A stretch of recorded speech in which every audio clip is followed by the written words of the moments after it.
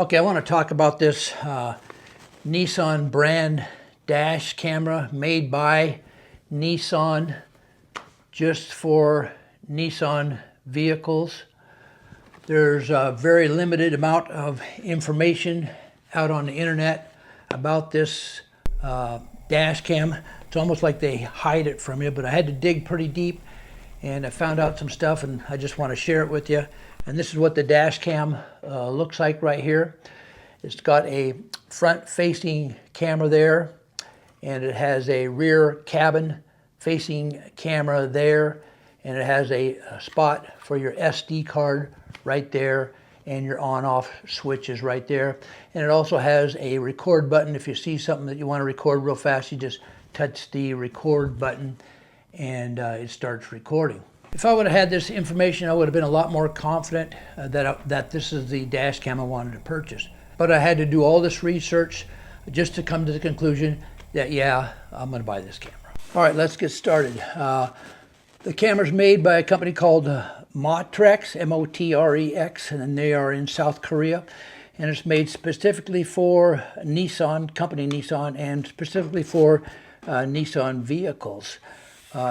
It comes with a 3-wire plug-in that plugs right into the back of the camera there, and it goes down the line, and you've only got 3 wires coming out of it, one for ground, one for ACC, and one for to connect directly to your battery. And these wires go directly to a 12-volt source. They don't get reduced down to 5 volts, 2.5 amps or whatever. No, this goes directly to a 12-volt source. So once you get your camera hooked up to a 12-volt source, you get in your car and you start your car up, and it starts recording continuously and does not shut off until you shut your car off.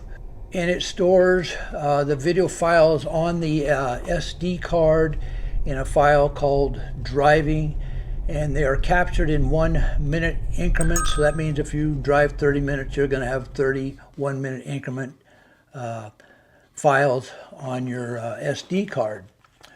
So when the SD card gets full, then it just makes a loop and erases the oldest video and replaces it with the newest video. And again, that's just called a loop. So let's just say you're driving down the road and you hit something, or something hits you.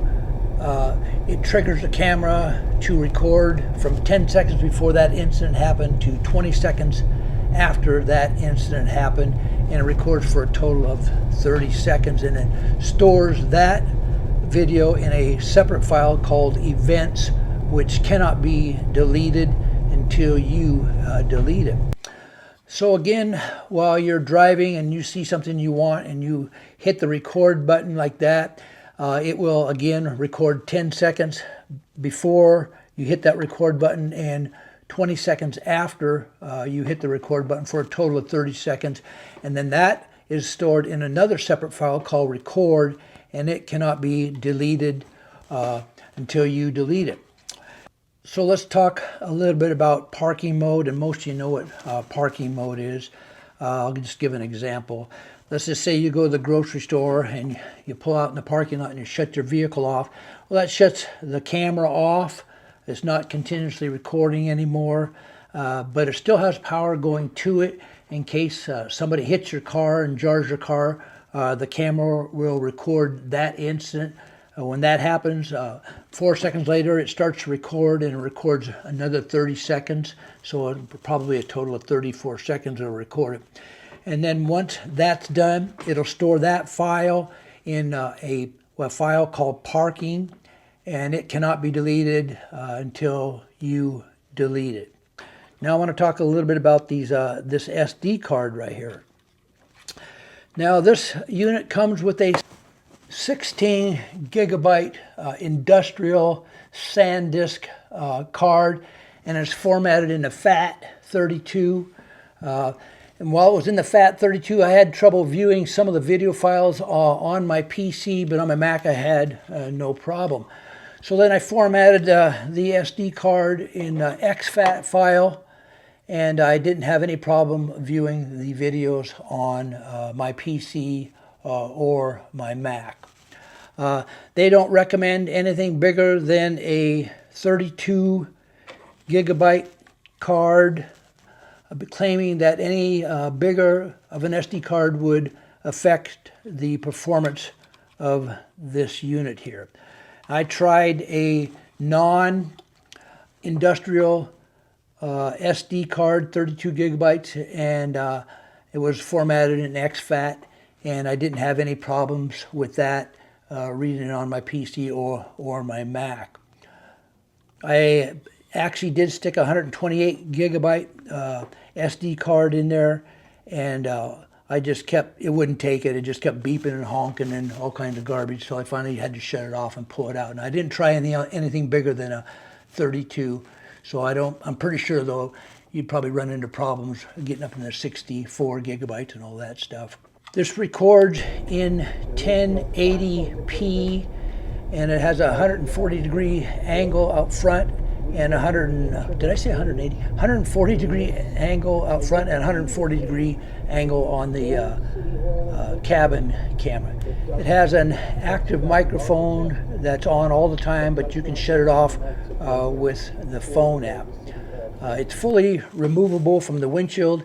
You got it on the windshield like that. You just have to reach up and pinch two clips, slide it back slightly, and then it drops down, and then you'd have to just disconnect this wire right here. It pops right out, and you can take it right off the windshield.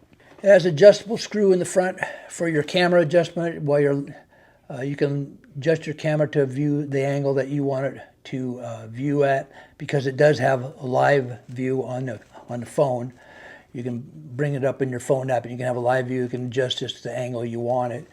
And also it has a angle for the cabin right there. You can put the cabin lens whatever angle you want there also. And it has an off-on switch. If you just want to shut the thing off totally, you can just shut it off. And again, it has this large record button, which is one of the reasons why I bought it, because I'll get into that here in a second why. But it has a large button, so if you see something, you just push it real quick and you can start recording. And again, I use an iPhone, and you can download the app and you can have a live view.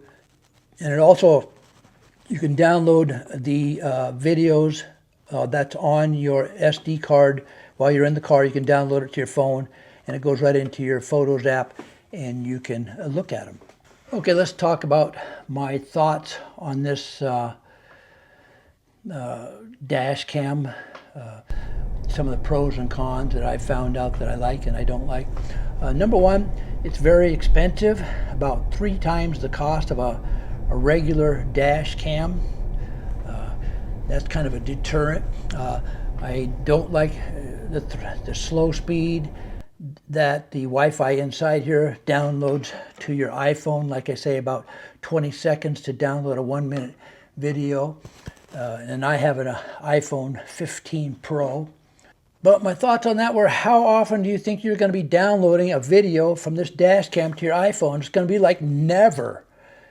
I mean, like never. Why would you? Well, you can pull the SD card out, take it home, and pull out all the files, and do it that way much faster. You're not going to sit in your car and download an incident, I'll say.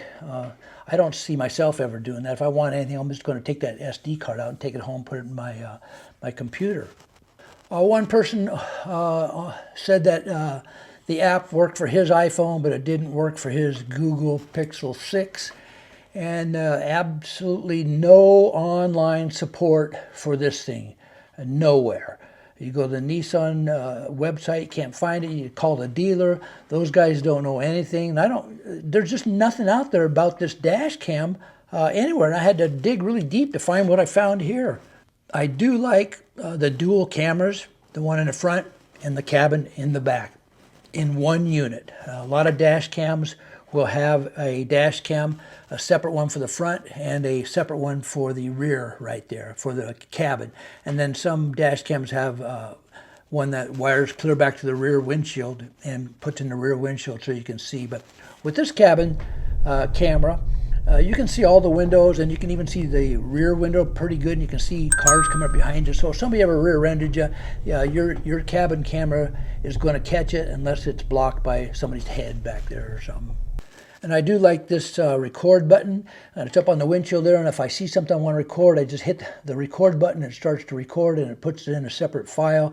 Whereas a lot of dash cams, I noticed as I was researching, have a button maybe over here for record, or maybe it's over here, or maybe they'll have 4 buttons up front, and you push this one on the left side and it records. So my thought was, well, if I don't use that record button for a year on their dash cameras, on the other ones, and all of a sudden I see something, I really wouldn't remember where that record button was. And so I'd be feeling around, pushing all kinds of buttons. That's why I like this obvious record button right there.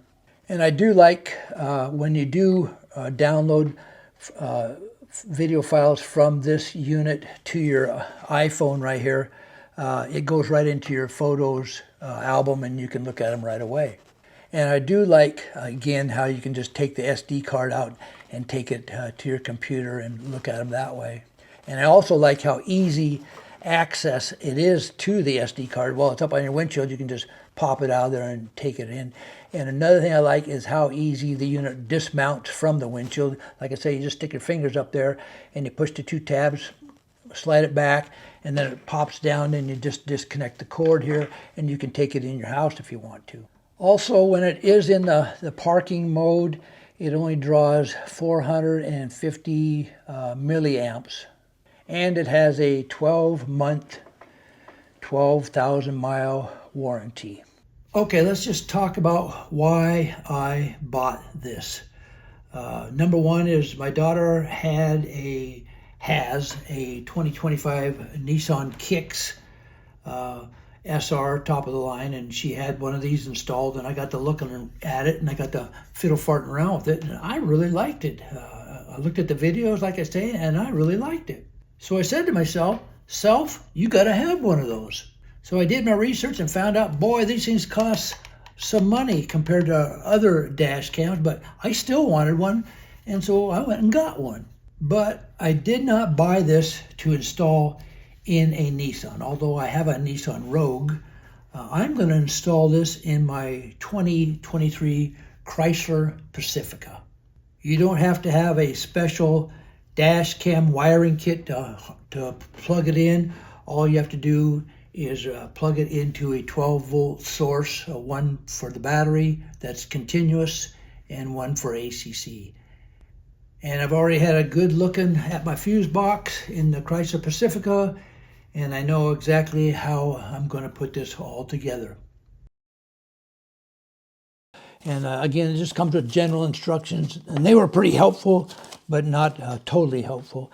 And I pulled this up off the internet. This is just the installation instructions, and it was useful information, but I did like the one page in here where it told me how to wire the thing up directly to a 12-volt system, and I'm glad I found that. And also, here's a picture of the blown-up picture of the app. You can adjust the sensibility and parking sensitivity and driving sensitivity and all kinds of other stuff. It gives you information about the unit itself. And also, there was a couple issues here. The speed limit. Some people were saying that speed limit wasn't showing up on their videos, on their date and time stamp up in the right-hand corner. It would show the date, time, and then the speed limit you were going when you had an incident. And some people it wasn't showing up there. And also, there's no way to change the date and time period on your camera, and that's an issue I have right now. My date and time is showing a month behind, and I've read on the internet where you got to let it run 15 minutes at least, the initial startup time, before it is able to figure out the date and time and all that good stuff, and the speed limit. I don't know how that works. But then there's a cloud. You can send your videos up to the cloud if you want. You just sign up and become a member and register and log on. And I don't have any idea how it works, but people were saying that they were having trouble logging on and all that good stuff. So I decided to try it and register, and I did, and I got registered with no problem. You get the first 6 months free with cloud membership, but then there's a subscription you have to pay, and I have no idea how much it costs. Okay, it is the next day, and I just wanted to make sure this dash cam would fire up before I went ahead and installed it. So I just got it hooked up like this ground wire is going into the ground and comes around and goes into this thing. And the ACC wire, the red wire, goes around into the ACC switch or your ignition switch, turning your ignition on or off. And it goes into the green wire and comes around into this unit. And the yellow wire simulates your battery wire. And I just got an on-off switch there. And you'd hook that up to your fuse box, to a live fuse that's hot all the time. And I got it going through a fuse here. I didn't have to, but I don't like working with batteries. But it goes in the red wire, comes around and goes in this red unit here. So I'm going to turn the battery on here. As you can see, battery right there. And I'm going to turn it on and nothing's going to happen. It's just going to send power to the unit, but you don't know it's there, but it is there. And then I'm going to go over here to the ACC switch or ignition switch right here, and I'm going to turn it on, and you listen to what happens here.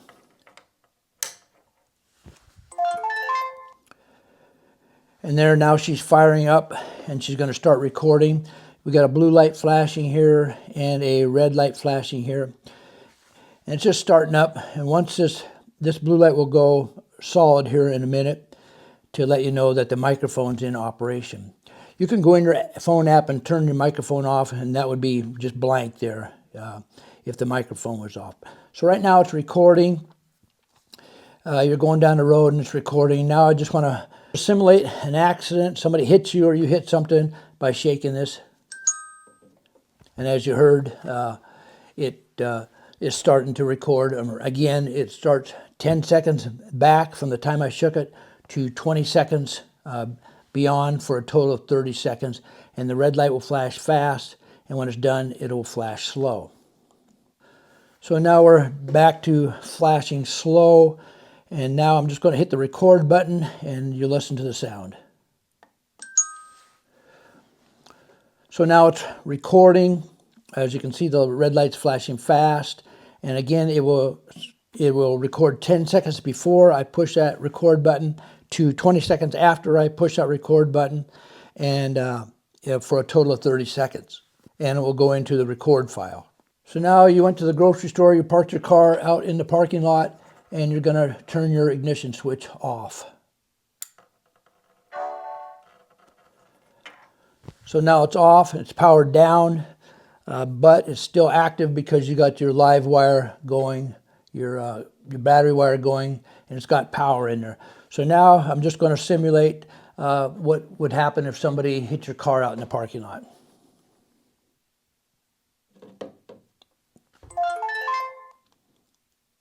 So that's the noise you would hear, and now it is recording from 4 seconds after I shook that thing to 30 seconds. It will record 34 seconds maximum, and then it will shut down.